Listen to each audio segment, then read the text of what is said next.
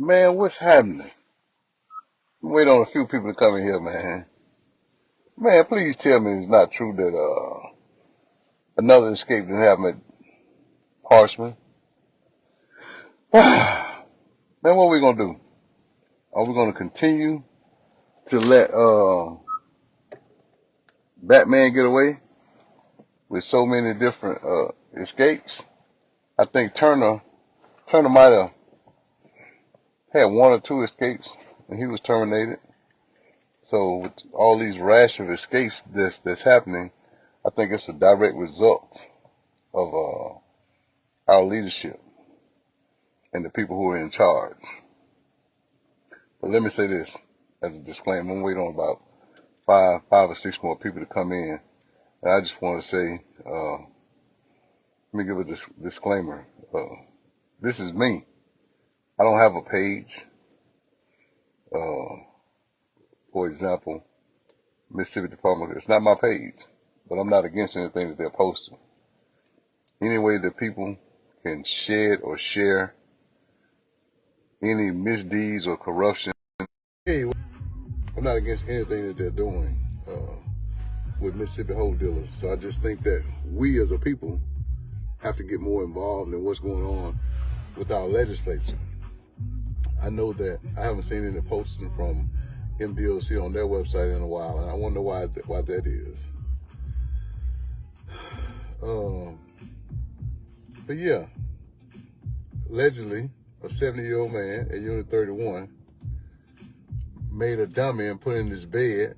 So I wonder how long he's been gone. So my thing is, first, they don't know how long he's been gone. Second, it's a direct result and reflection of the leadership that's at MDOC. Third, during an escape, you should notify the public. Of an escape, so that the surrounding communities, Tallahassee, Sunflower, Shelby, Mount Bayou, Drew, Ruleville, Charleston, all these people can be on the lookout, and their law enforcement. Next, the man had an escape back in '88. So why was he at an institution? Why was he at a camp, a minimum security camp? Regardless of his health, put him in the hospital so that he could be in the hospital. If he was sick enough to go to Unit 31, then he's sick enough to be at the hospital. His security is still an issue, is a primary concern. Yet and still, you won't give people like Derek Bryce, who has a pacemaker that the state said that they can't take care of and fund, but don't give him compassionate relief. You denied it because you say he don't meet the criteria because he's an habitual offender. So you care more about him being a habitual offender than about him getting proper medical care. What's up, cuz? You care more about him dying under your watch than him spending his last days with his family when the doctors have already said that he's terminal and that MDOC cannot provide the type of care that he needs. You're taking him back and forth to UMMC, but you won't sign the paper to give him compassionate release. But you give parole to a man that killed his dad and his stepmother, went out, got drunk and violated, and you let him back out. Because you said that the breathalyzer wasn't accurate or was insufficient evidence to charge him with DWI. Man, you can smell alcohol. And the man bragged about it the whole time he was back, that he was going to beat the charge because of a DUI is not conclusive evidence for a DUI. The fact that you had alcohol in the car while you was driving when you had the accident was enough to send you back to prison. And you got all these other people who are deserving of parole. Mr. Turner had Tommy Turner, who was at Parchman, Unit 31. Family had been trying to get him compassionate release. You denied that. Man died a month later. What's the young man name that worked at the print shop for 19 years? Is it Darren? Anyway, he worked at the print shop. You denied him compassionate release. he died at the hospital in Jackson. But yet and still, you got a 71-year-old. How did he escape? Did he escape on a motorized wheelchair? How did he get from 31 to the front gate or to the back gate? Did Brandon, the convicted killer who drives a truck every day around the compound, take him to the back gate? Oh, they look out for their people now. But my question is, with the rash of escapes that happened at CMCL, why is the current superintendent not held responsible? While you're barking orders at your staff, instead of using an air of diplomacy where you can better communicate with them, you want to bash them and belittle them because they're African American. You can say whatever you want to say, but I say it's simply because they're African American. And you can take that to the bank. I know, because look at your people who are housed at Unit 31. And why, if there is an escape, or there has been an escape, why is there not a lockdown at Parchman? Why are the inmates still moving around at Parchman? Why has Uncle Benny took a detail outside of the institution to go to Delta when you have an offender on the loose? That behooves me. Did he catch a ride with Uncle Benny on the way to Delta? Maybe to Greenville, maybe to Indianola or wherever. Had he been gone already, or had Uncle Benny took him out prior or before? These are just some questions that I wonder, that I think about. When did he leave? Did the dummies count the dummies at Unit 31? I'm just wondering. These are just some of the things, man. These are just some of the questions that I have. And why again, is the current administration,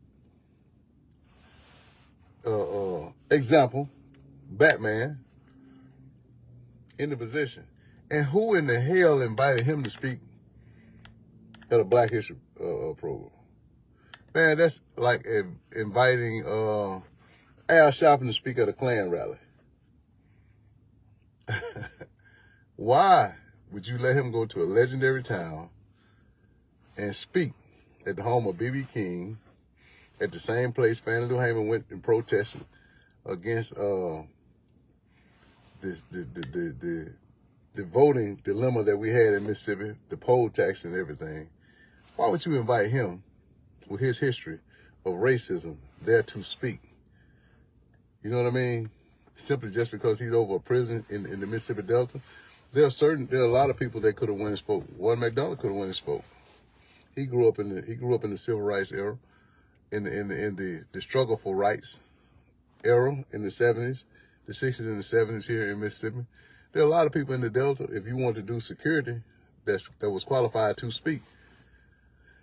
You could have had the former Superintendent Morris to come speak. I think he would have made a great speaker at a Black History program.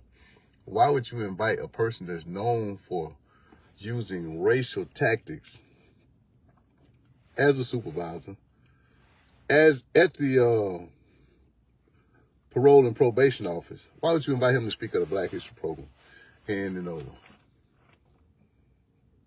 Huh? I was available. A lot of other people were available.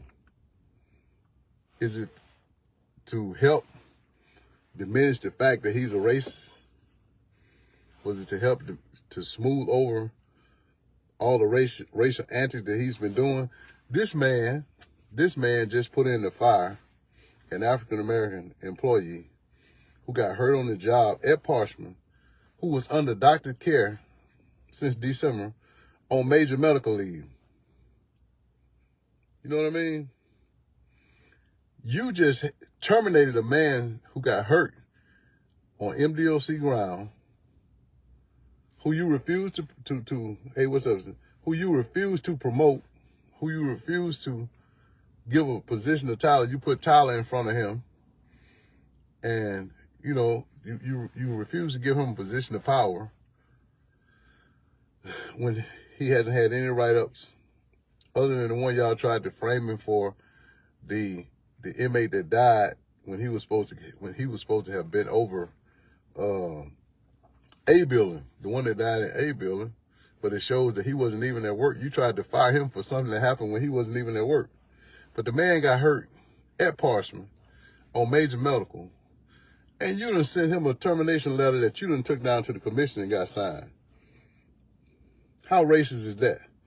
But MDOC let Chambers, the former CID director, who was whooping the hell out of his old lady that worked down at central office, you know what I mean, and tried to break into a house after he was given a few days off from MDOC, but you told him to go seek counseling, and you let him resign because he was under doctor's care.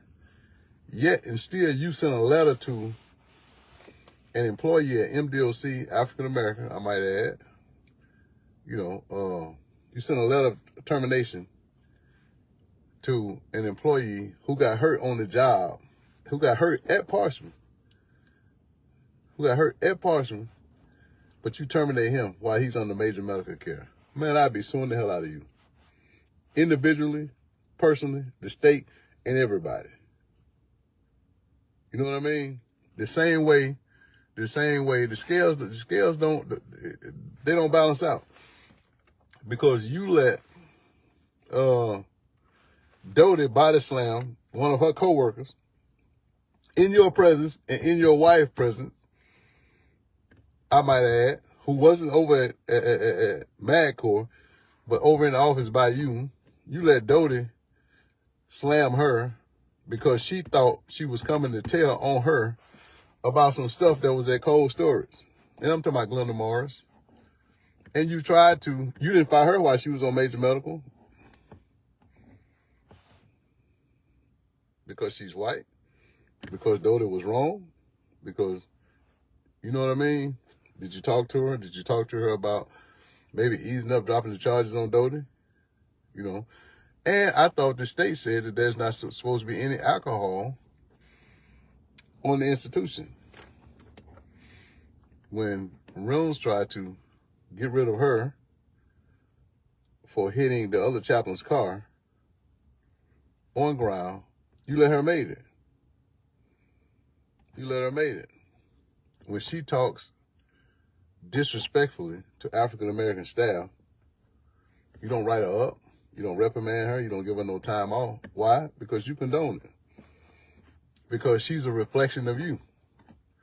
She's doing the same thing that you do to other African-American staff there. Man, you give your special detail more respect than you give some of your staff. And you send them guys to tell staff what to do, which is a breach of security already. You know what I mean? You got staff who have key positions, in and around your compound that don't have a ride, that have to call for one of them to take them from one camp to another camp. But they can't have a vehicle. But you got these guys with their own code to the gas card, their own codes to the gas pump. They can get gas when they get ready. You know what I mean? But the staff have to go through red tape just to get gas to drive their vehicles around. They can pull up at the gas pump and fill up when they get ready. You know what I mean? And so again, why are they not on lockdown? Why do they have to call and tell you to tell people to stop moving so the dogs can pick up the scent? What are they picking up? Are they picking up the wood from the cane that he might have used? Are they picking up the exhaust fumes from his motorized wheelchair, from the electricity in his motorized wheelchair? Or are they picking up the scent of the people that might have helped him get out and escape? You know what I mean? And so I think that this is just some of the questions, man. We as people, we as citizens of Mississippi, Bolivar County. And there's a lot of stuff going around the state, but this morning I'm focused on you, Batman. I'm focused on you, this morning. I want to know how many escapes are enough. I want to know to warrant your termination, resignation, or whatever, or how many deaths are enough, or how much contraband has to be found. Just like the incidents where a couple of weeks ago, when all the contraband was found at the maintenance shop, inside of the air conditioning, in a container that needed tools, which the staff had to give the inmate permission to use the tools to open up the air conditioner to find the contraband and all the alcohol that was found.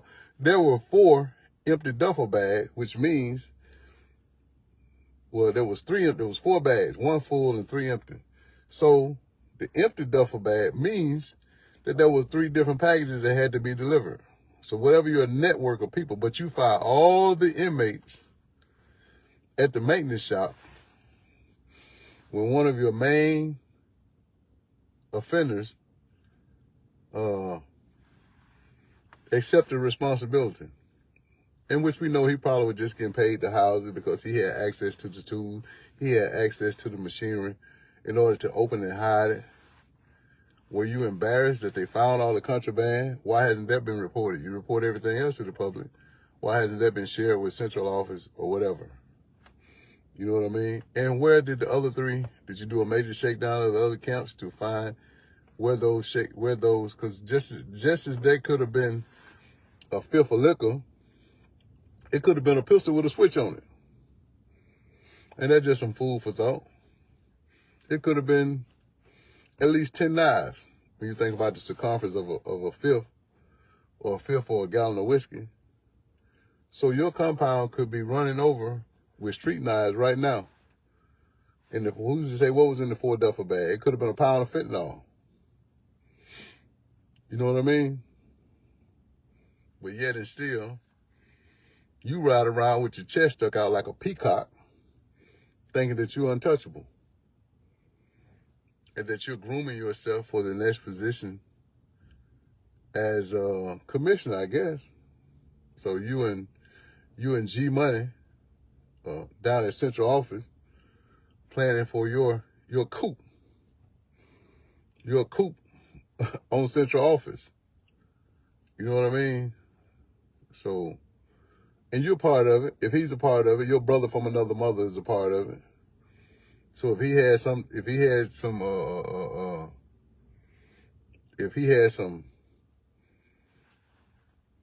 a hand in making a side deal, you best believe that you were reaping some of the benefits from that side deal and some of the perks of that side deal that he made. Because as he said, you're his brother from another mother. And he is his brother's keeper, meaning you. So everything that you do, he's going to kind of like downplay and sweep it under the table while he's in the superintendent's ear. You know what I mean? And just tell the truth about it. Now they're saying that the escape at Rankin County, CMCL, was a drill. Man, they don't do drills at CMCL. They don't do drills at CMCL. The thing is, I can say that I think that, although I don't agree with some of the things that, St. Julian does, but he does have a rapport. He does have a rapport with some of the offenders there. You know what I mean? I don't like some of the things that he let some of his offenders do within the unit as far as discipline. Inmates are going to run the institution whether you give them permission to or not. That's the thing I learned about the penitentiary. Until you create a program that's going to separate them based upon length of time they receive an RVR or the amount of classes that they're taking, until you divide them that way, you're never going to figure out what's happening. As long as you keep letting them back out when they have altercations and housing them all together, or not giving them the incentives that they need to either earn good time, and not going to the parole board and speaking up on their behalf unless they're quote unquote look like you. You know what I mean? You write letters and send letters to people who don't look like me to the parole board. But when a person who looks like me go to the parole board, you won't even fix their RVR. You got a stacking. So if he has a C violation for horse playing, parole board don't care about that. They looking at the C violation. There's no explanation that he might have been horse playing on that C violation. So your classification is not distinct and separate as to separate the decent guys who are trying to do right, who got caught up. And let's just say he got caught up into a situation where he had to defend himself. You're going to give both those people a C violation RVR. So the parole board don't know that I was defending myself or I was fighting for my life. They said you got a C violation, then I'm going to arbitrarily set you off for 5 years when the statute says that if you've done your time to meet parole eligibility, then you can only set them off a year. So in order for them to set them off for anything more than a year is a direct violation of policy. But you guys won't speak up. Why? Because prisons are ching, ching, ching, big money. And you got this parole board mentality to where you think that guys who are in prison are supposed to stay in prison, except the ones that work for you. You know what I'm saying?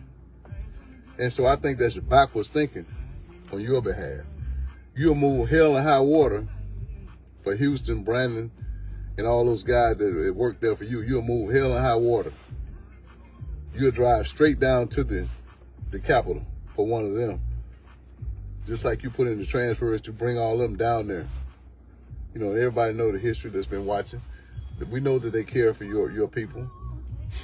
I still want to know why you did an override for Brandon to get his green and white. I wonder what would his family, feel.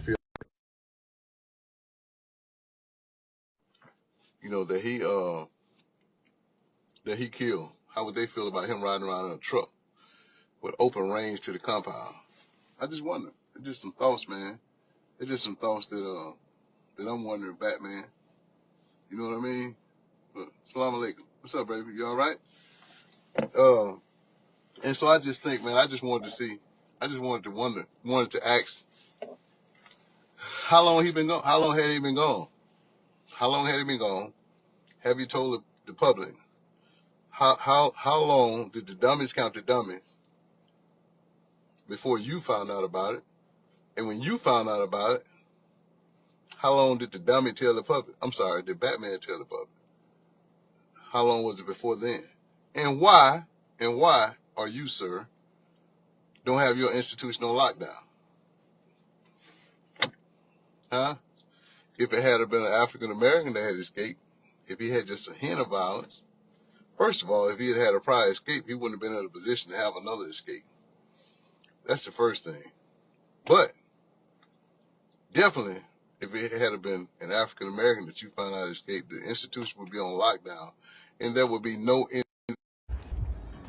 For you, it is a game. You know what I mean? And so, I'm just going to dig a little deep in this little situation, man, and see what's going to become of this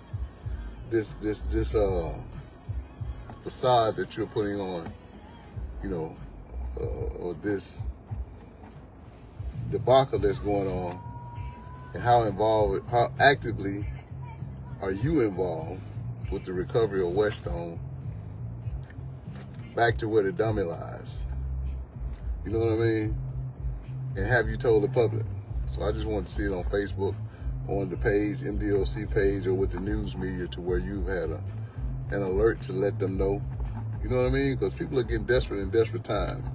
So I think that we just need to check on you, Batman, to see what's going on.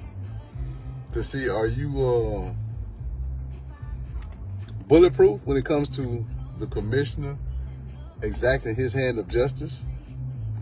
Or do you have something that you're holding over his head that won't allow him to have? Or is G Money in his ear telling him, oh, that ain't nothing, this didn't happen, this didn't happen? You know what I mean?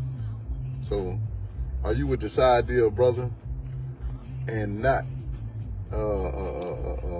and being protected by him? Or do you have something over him that prevents you from being exterminated? Oh, and you can resign just like you can resign just like the rest of them. Since you took a major medical when the last escape happened, you went on major medical, you know, during that time, just in case the hammer did come down, they could allow you to resign, and they would help you, give you a letter of recommendation to another job, like all of your previous co-workers that have left, that should have been terminated with a bad record, but they were allowed to resign so that they could find further employment, down from your regular white CO all the way up to your CO who were in major positions there. You know what I mean? And so, but when it comes to us, you rush us to something like, if I were Ali Baber, I would be trying to sue you, because after looking at the film, there was nothing to say that she knew first that offender was there, unless she admitted it. But are you releasing her picture when the state has a gag order of you releasing pictures? You know what I mean? But you sending her to Sunflower County Jail, you owe her job back. You know what I mean? Unless she openly admitted something was going on. And I don't condone any wrongdoing by staff or offenders within the Mississippi Department of Correction. But I just wonder the way that you handle that when everybody else who is not her color gets a slap on the wrist and gets Taylor for all of his misdeeds and misdoings to offenders and violating their civil rights. You let him resign. Realms, same way. Let him resign. Zoe, same way. Got caught up in the same incidents with, that's right, the girl name was Walker. The same thing. Same cash app, same offender, doing the same thing. She was allowed to resign. Walker went down and got pending charges and can't even get a job or an apartment in Clarksdale because of the things that you guys put on her record. So every time she goes and applies for a job, it comes up as she being under investigation from MDOC. I wonder where Zoe is working now. And they both got caught up at the same time. Same CID investigation, everything. So I wonder where she is. And did you guys send a letter of recommendation along with her to ensure that she got employment at other places? But you want to go speak at a Black History program like you give a damn about any of us or any people of color. Huh? Come on, man. And I really hope that they forward you this video so that you can self-surrender at central office and tell a man, that's one too many. I think I need to go back to probation and parole. You know what I mean? But you think that that's your compound when it's the taxpayer's compound. And believe me, I'm a taxpayer. And as long as I'm a taxpayer in the state of Mississippi, and as long as you keep doing the things that you're doing, you know what I mean? And as I tell you before, you could have called me. You know what I mean? You lied to me again. Yep. But you could have called me. So, but I called you and left you text messages. And I'll send the text messages to where, and I'll send them so Mississippi Hot Topics or whoever can post them, that I reached out to you and you never respond about a lot of things that needs to be addressed concerning staff, offenders, and everybody at MDOC. But your denial or your failure to respond, you know, says that that you speak with a forked tongue. You know what I mean? Yeah. Man, I'm a man. You can speak to me just like, you put your pants on just like me. You know what I mean? So, and you can believe that, sir, for whatever it's worth. But man, for all you guys who are enduring the hardship of incarceration, man, push forward. Let your yesterdays be yesterday. You know what I mean? Man, today, man, I just ask that you commit to doing the right thing so that you can come home and be with your family. And for those of you who don't have hope while you're in incarceration, I know a lot of guys that had 2 life sentences or life sentences that are at home now, that are at home and doing good. Why? Because they didn't give up and because they saw every opportunity to better themselves while they were incarcerated. So to my brothers who are incarcerated, Babylon will fall, especially those who are under there.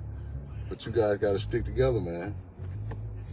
As long as you get up every day being the animal that they think that you are, then the people out here that think you're that animal are going to believe that you are. So it's up to you to change the narrative. So you got to get up and do right, even when it's challenging to do right. You know what I mean? So you have to change the narrative of how you want the public to perceive you. You got to. Batman can't change it. Favors can't change it. Man, that's between you and God. First with you, you got to surrender. You got to surrender. Whether you're a Muslim, whether you're a Catholic, what's up, Sheila? Or whatever religion that you aspire to worship or meet, however you meet God, man, wherever you meet him in your own dimension, man, and just surrender to him and ask him to give you guidance. Because nothing I did, no amount of money I paid, man, set me free. You know, it was when I surrendered and started working on me. I let God guide me. Instead of me taking my own direction, I let God guide my footsteps. And so he prepared me for the opportunity to be free. I tell you all the time, freedom is where preparation meets opportunity. Financial freedom is where preparation meets the opportunity for you to invest. Incarcerated freedom is where preparation, you preparing yourself for the opportunity to go before the parole board, to get compassionate release, or for the laws to change and the judge to say, he's a changed man. I think I can give him a second opportunity. You know what I mean? Because one thing about them, they're looking out for their people and trying to get them home. So man, start looking out for yourself and change yourself within the dynamics of your surroundings and situation. Change your own narrative, man. Be better than you were yesterday and be twice as better tomorrow. You know what I mean? Yeah, it's been a journey being out, man, but I love every minute of it. You know what I mean? So I'm just letting God take the lead, man. But I won't stand by. I won't stand by and watch corruption, obstruction, and destruction of my fellow man while I'm on watch. And some of you who are stepping fetches or puppets exacting master's will, change your narrative, man, and stop infringing upon your brother's human and civil rights while they're incarcerated. If you know the condition's bad, man, open your mouth and say something about it. God done it. If you know they're not getting the proper medical care, open your mouth and say something about it. Because when you stand by and let it happen, you're just as guilty. Just as guilty. Yeah. So you took an oath. Yep. Your oath don't mean going into the prison system infringing upon somebody else's rights. You know what I mean? Prison is about rehabilitation, not about punishment. The judge gave him his punishment. So he shouldn't have to be in prison getting punished over and over again. When they commit far worse crimes in their positions that where they should have been alongside you during incarceration, but they get a slap on the wrist. and they can resign, change job, and go to another agency like nothing happened over here. This client changed, then went to UMC, and they ain't even said nothing about his job at MDOC and why he left MDOC. He should have been terminated. And the truth be told, why he was fired. That way he wouldn't have been allowed to get a job as head of security there. But they've dug enough since my live videos, and he's been terminated from there. And anywhere else that he holds a job, I'm gonna be on his head. Because the clown lied. You out here beating your girlfriend while you out here lying on me in your official capacity. So everywhere you go to get a job in Mississippi, Mr. Chambers, I'm gonna be on your head. Yep. You can believe that. Every time they publish it. Yeah. Clown Prince. Yeah. But I appreciate you guys watching, man. I love you guys, man. Batman. You're not part of Marvel anymore. You can leave. You're not a superhero. And you can take your special detail with you. Or have you sworn them in as Avengers. You can take them with you. And scatter and disperse them across the state. Yeah. It's one too many, man. It's one too many escapes. For my liking anyway.